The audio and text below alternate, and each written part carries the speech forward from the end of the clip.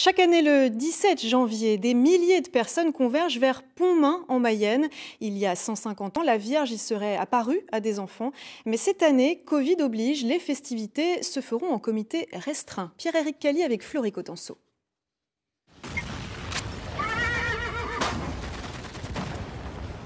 Janvier 1871, la guerre avec les Prussiens fait rage et Laval est menacée quand la Vierge Marie apparaît à 3 enfants à Pontmain, dans le nord du département, avec une originalité, son apparence.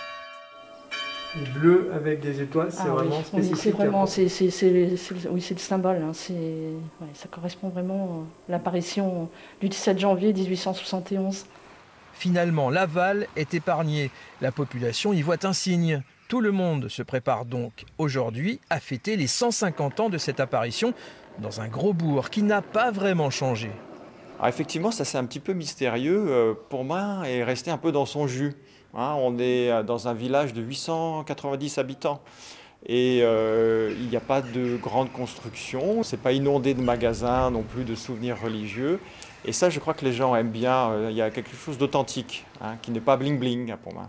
Pourtant, des apparitions mariales reconnues par l'Église catholique, il n'y en a que 18 dans le monde, dont 4 en France. C'est ce qu'on a rappelé dans ce colloque organisé par le département. Mais Notre-Dame de Pontmain serait-elle un peu oubliée ? En réalité, c'est une image un peu tronquée. Aujourd'hui, Pontmain, c'est 300 000 pèlerins par an.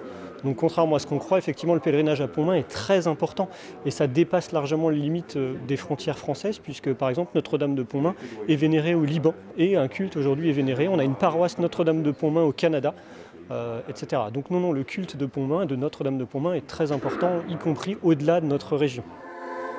Alors autant dire que cette date anniversaire sera célébrée avec ferveur, même si la période est évidemment compliquée. Il n'y aura que 373 places entre la basilique, qui est l'église paroissiale, pour cette messe anniversaire sur réservation. Les autorités ecclésiastiques demandent aux fidèles de ne pas venir dimanche, mais d'envisager leur venue tout au long de l'année. Plus que 15 jours pour connaître probablement le nom du vainqueur de la 9e édition du Vendée Globe. 5